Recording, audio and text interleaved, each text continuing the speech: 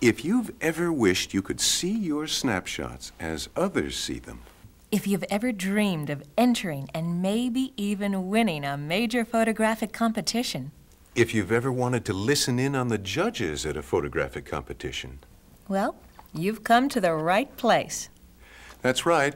Barbara and I are going through prize-winning photos from the Kodak International Newspaper Snapshot Awards and the Kodak Scholastic Photography Awards. We're picking some of our favorites, and since we both judged numerous photographic competitions before, we thought we'd share our thoughts with you as we evaluate some really terrific prize-winning pictures. All of them taken by amateurs, by the way.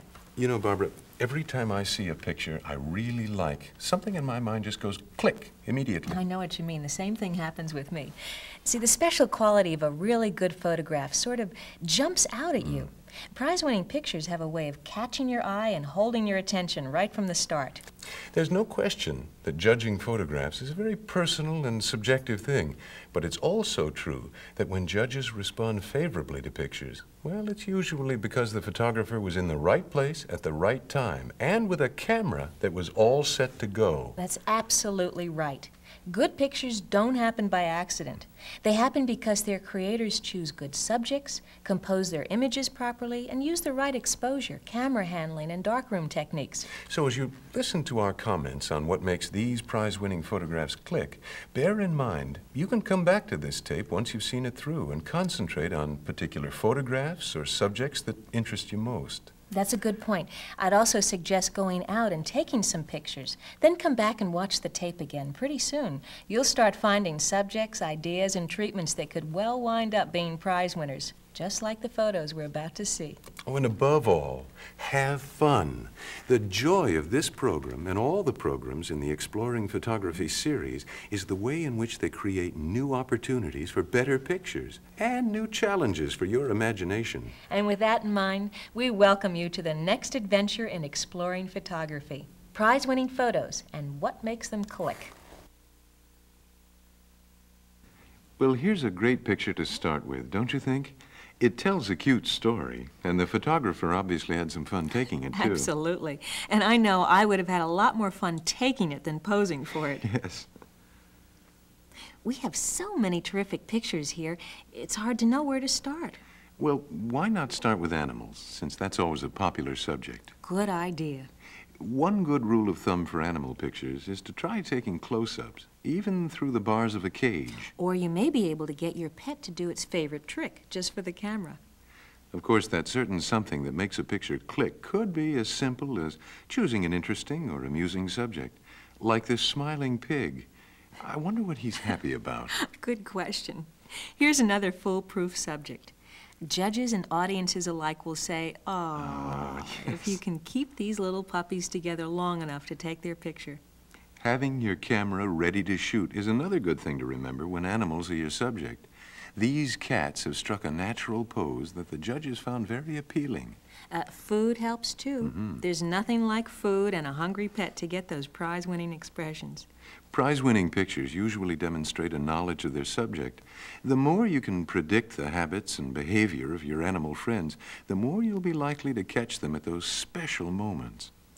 The young lady who took this picture obviously knew her cats. Ooh. Cats are graceful and impressive going up a tree. But it's coming down that produces the winning picture. Remember about having your camera ready. You may only get one chance at such rare occasions as the formal introduction of these two felines. Animals are one category where many prize-winning photos are found, and sports is another. Oh, I really like this picture because yeah. the photographer knew enough to position himself at the finish line to capture the intensity of the competition on those youngsters' faces. That's a good point. And he also used a fast shutter speed. It's speeds like 1/500th or 1/1000th of a second that'll freeze the kicking legs and the swinging arms or the bouncing ball on a track or field of play. Planning helps, too. If you're photographing skiers in a slalom, watch one or two go through the gate and then pre-focus on the gate and set up with a telephoto lens and a fast shutter speed like this photographer from Wisconsin did. Of course, not all sports or action pictures need to be perfectly sharp. That's right. Oh, I love these slightly blurred runners. Don't you think they create a wonderful feeling of motion as they circle the patio? No question. And how about the feeling of super speed that blur creates around our backyard hero here? The photographer who took this used a technique called panning to create this motion effect. Panning's an excellent technique to give movement and life to pictures. A good panning shot is likely to capture a judge's attention every time, since it takes a certain amount of practice and skill. Barbara, let's take a moment to demonstrate this simple but very effective technique. Just imagine that I'm trying to capture an action photograph of someone riding a bicycle across in front of me. If I held this camera perfectly still when the cycle went by, the resulting picture would be very static. But if I move the camera with the cycle, like this, the cyclist will be sharp against a blurred background, and that can turn an ordinary subject into a prize winner. See, basically what you want to do is follow the movement of your subject with the camera as you press the shutter release. The key to successful panning, of course, lies in how evenly you follow your subject. One nice thing about this subject is that the photographer probably had time to practice before actually taking the picture. I can just see him moving back and forth with the movement of the swing. This picture definitely clicks for me. No time to practice here. This flock of egrets is as fickle as the wind. The photographer took a bit of a chance here because he not only panned, but he panned with a slow shutter speed. I'd guess around 1/30th of a second. He had to use the slow speed because of the dim light, and therefore he lost a bit of control over what part of his picture would be blurred. But he wound up with a lovely photograph. This student didn't take any chances. He combined a sharp black and white picture of a hang glider with a completely blurred color picture to produce a dramatic action winner. I'm glad you picked that example, because it shows us how prize-winning pictures often make good use of special effects to isolate or enhance a mood. Oh, I think the picture on the left is very powerful because it uses a double exposure to create a mysterious, almost haunting effect. Oh, I agree. And I like the one on the right because the slow shutter speed blur allows you to almost hear the sounds of the balls cracking against one another in the pool room. This is a multi-prism lens effect that really works because it creates a sense of speed, thrills, and even an element of danger, yet it's not too gimmicky. Right. The main subject is sharp enough not to get lost in the muddle. Now, what do you think of this water skier? Well, I like the composition. The tilt of the skier makes a strong diagonal. And I like the posterization effect, too. It reinforces the strong lines, and it simplifies the tones.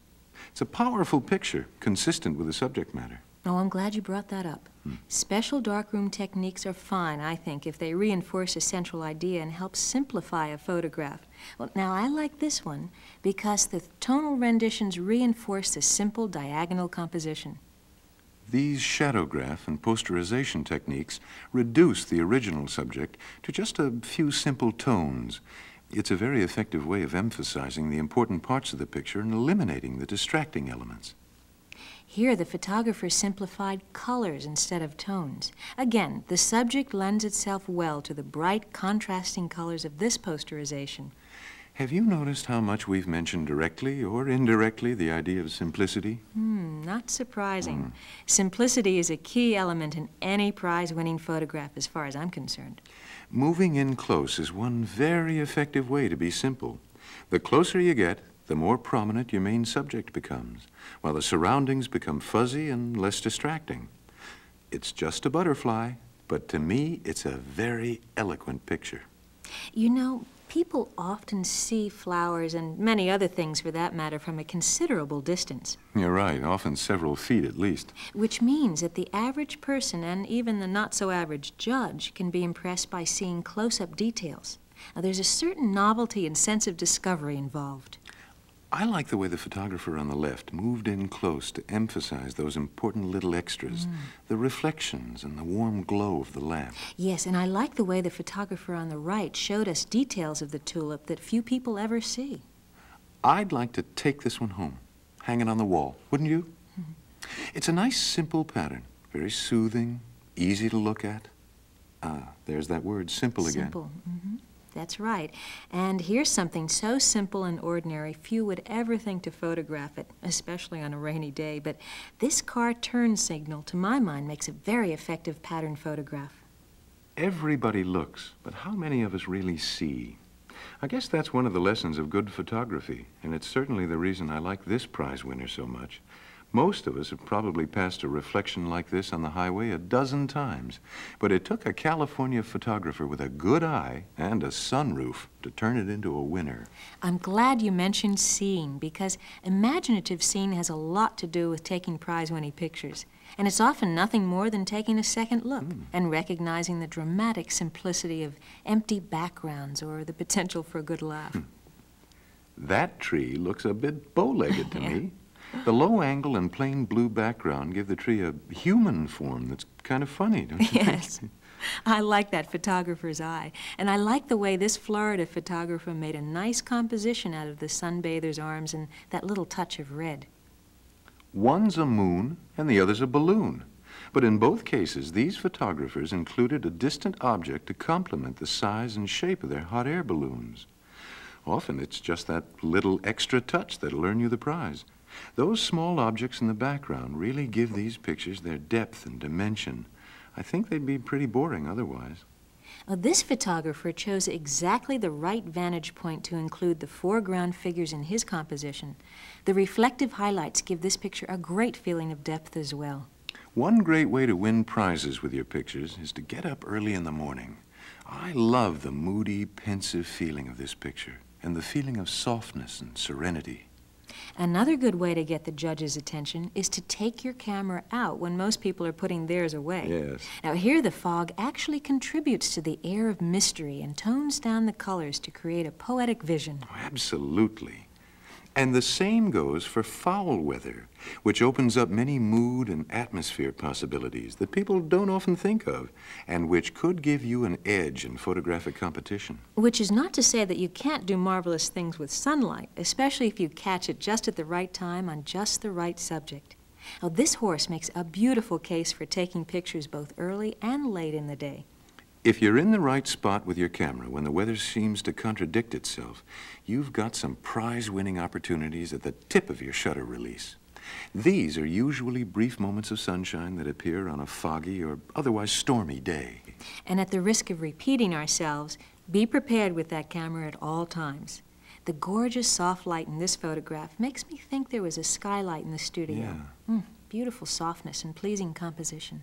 Oh, I couldn't agree more. And your enthusiasm for that picture brings up another important factor in prize-winning pictures. They often make use of unusual but natural lighting. To get the right exposure in very contrasty lighting, the photographer took a close-up camera meter reading of just one face. Then she used that exposure setting when she stepped back to take the picture. Here again, lighting plays an important part in giving a picture that extra edge. Now, people having a good time is one thing, but the backlighting in this photograph creates a silhouette effect that's doubly appealing. If you want silhouettes, make sure to take your exposure reading from the highlights or the brightest part of the picture. In the case of sunsets, tilt the camera up to read the brightest part of the sky, lock that exposure in, then tilt the camera back down and take the picture. That's what this photographer did, and he won a prize. This exposure technique Barbara just mentioned will darken the picture and add color saturation to the sky. Notice how the edge lighting and shadow patterns, plus the little signature boat on the horizon sailing out of the picture to an unknown destination, add just the right touch. Silhouettes tend to simplify and add impact to a scene that might otherwise be commonplace or dull. Some excellent planning went into the making of this dynamic photograph. The photographer selected the right time, vantage point, lens, and exposure to put an enlarged sun right over the crest of the silhouetted bridge. And the car adds the perfect accent. It's another winner. The telephoto lens magnifies subjects so you can stand back at a great distance to take pictures of subjects that are difficult to get close to. The telephoto lens was used at the opposite end of the runway to take this picture and make these planes appear much closer together than they really are. The telephoto lens also lets you pick out and isolate your key subject and place it just where you want it in your camera viewfinder. I wonder if this is the same happy pig we saw earlier. No, I don't think so. But I do like the way the photographers used the rule of thirds and placed his subject slightly off-center. In this one, the off-center placement gives us more picture room in front of the child, and the simple background makes the picture easy to read. I also like the way the pleasing afternoon light gives texture to the footprints and warmth to the entire scene. Now, here's a couple of pictures that have several things in common. Oh, yeah. Can you guess what they are? Help us out a little bit, Phil. Oh, well, they were both shot in the morning. They have relatively simple backgrounds. Right. And, let's see, they both have clean, strong lines that lead our eyes nicely through the design of the picture. How's that? Very good. You know, you could be a judge. Oh. Isn't it interesting how we keep coming back to the same notions when picking our favorite pictures? Both of these shots are easy to look at, a key element in prize-winning photos. We don't have to guess at how big these trees are.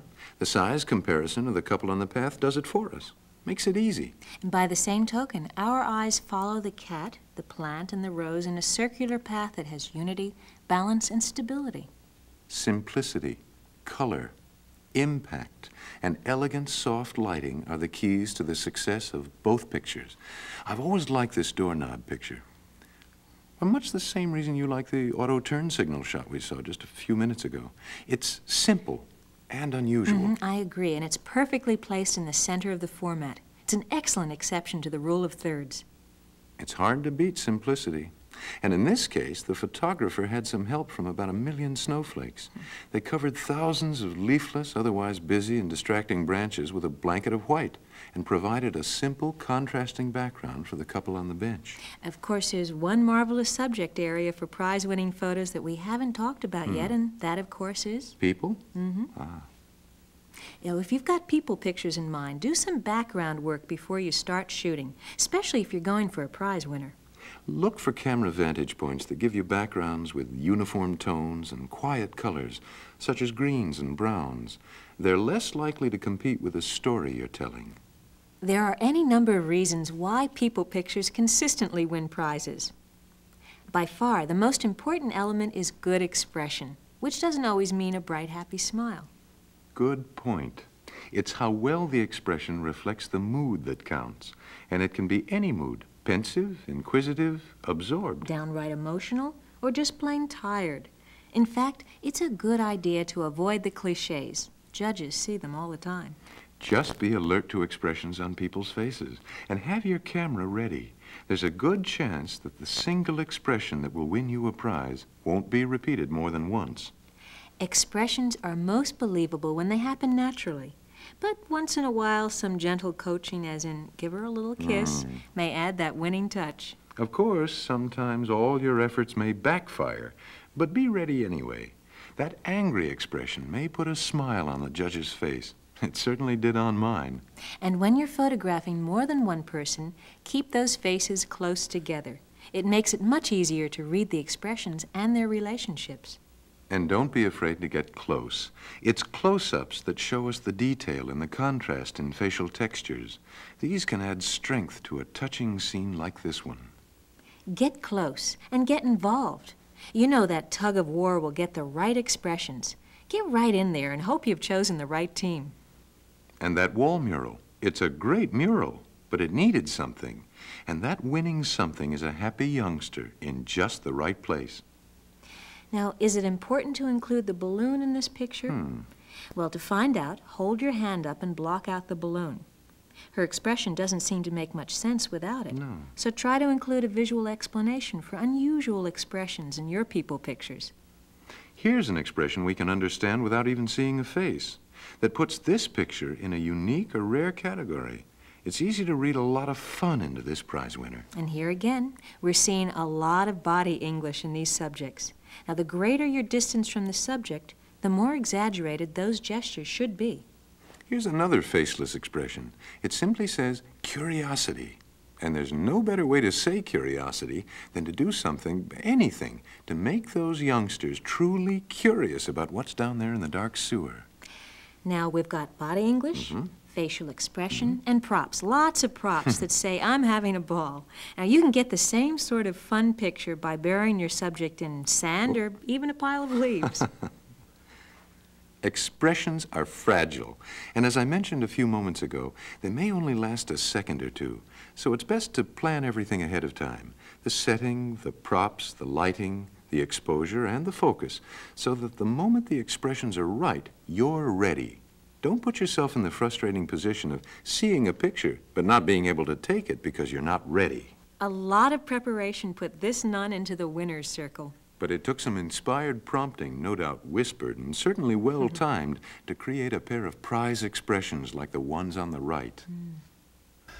So, have you picked your all-time favorite prize winner? That's a tough one, Phil. You know, I've been thinking as we've been looking over these pictures that there must be hundreds of reasons why judges pick one picture over another and award it a prize. Oh, you're right. And we've only touched on a few. For instance, in this picture, there's a lot more humor than meets the eye, because the photographer cleverly printed the picture backwards so the dog would appear to be in the driver's seat. Judges certainly have a sense of humor, like anyone else, and they'll appreciate light-hearted pictures and the care and patience that goes into taking them. And don't forget that funny pictures can be spontaneous, too, if you're ready to capture them. So by all means, keep that camera ready so you can catch a once-in-a-lifetime prize-winning picture. We've discussed a lot of different pictures and a lot of different reasons for liking them, but we keep coming back to certain basic principles, which are the ones you need to remember if you're going to capture the judge's attention, like this photographer did. One key concept is simplicity. Keep your subject simple. And keep your background simple. And your composition simple. Remember that famous saying? Less is more? You said it. Be ready. In sports, in people pictures, and in special mood shots where the light is just right, you simply won't get a second chance. So you set your focus, set your exposures, and check your framing. And then, when that special moment comes, you'll be ready for it. Make your pictures easy to look at. If you want to show us tall trees or a big balloon, give us other objects in the foreground or in the background that'll serve as points of reference. Think of your pictures as simple little stories that tell us about a mood, a situation, or an event. And finally, put yourself in the judge's shoes. Say to yourself, what can I do that'll really make this picture click? Now, one good way of doing that is to go back and look at portions of this tape again and again until you become familiar with some of the basic principles of good photography outlined here. Believe me, the more you study the prize winners in this program, the more you'll start taking pictures that follow the same principles and rules they do. And pretty soon, you may wind up with one of these. And the only way you'll get a blue ribbon, or any photographic award, is to go ahead and enter it in a photo contest. You may even have one in your album or files right now. Use your friends as judges. If there's a picture that has them all saying, hey, you ought to enter that in a contest, do it. Win or lose, you'll gain by the experience. We hope you've enjoyed the program. And that you'll find the tape helpful in the weeks and months ahead. In the meanwhile, thanks for watching, and happy picture taking.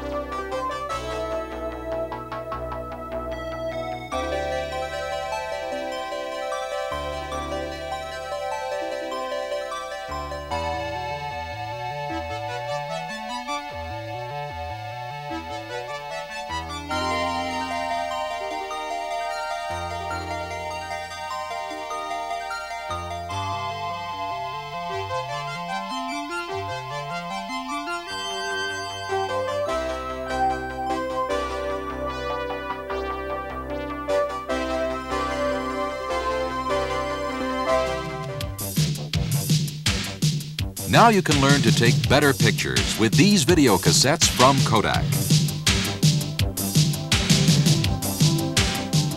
For the serious amateur, step-by-step approaches to composition, lighting, lenses, filters, and film principles.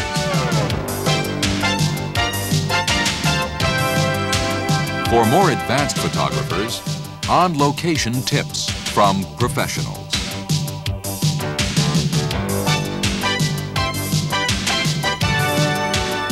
And for everyone, the best of Kodak's photo travel films.